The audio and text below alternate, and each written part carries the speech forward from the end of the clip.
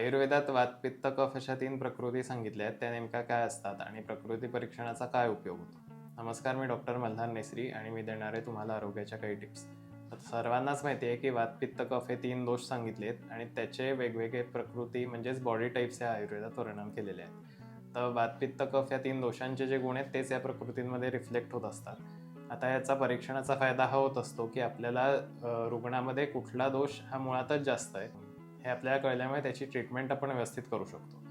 आता तुम्हाला जर तुमची प्रकृती जाणून घ्यायची असेल तर आपण एक PDF या व्हिडिओ खाली देऊयात की ज्याच्यामुळे तुम्हाला त्या प्रश्नांची उत्तरं दिली की प्रत्येक प्रश्नाला MCQ आहे, म्हणजे 3 उत्तरं किंवा काही ठिकाणी 2च उत्तरं आहेत. प्रत्येक उत्तरापुढे VPK असं लिहिलेलं आहे. V म्हणजे वात, P म्हणजे पित्त आणि K म्हणजे कफ.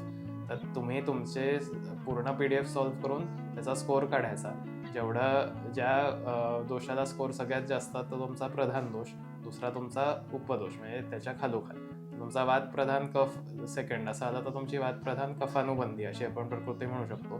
त्यामुळे त्याच्यानुसार काय डाएट आणि लाईफस्टाईल फॉलो करायचं आहे हे आपण पुढच्या व्हिडिओजमध्ये नंतर बघूयात. हे तुम्ही इंटरनेटवर सर्च करून सुद्धा ते फॉलो करायला लागू शकता आणि याने तुमची इम्युनिटी चांगल्या प्रकारे डेव्हलप होत असते.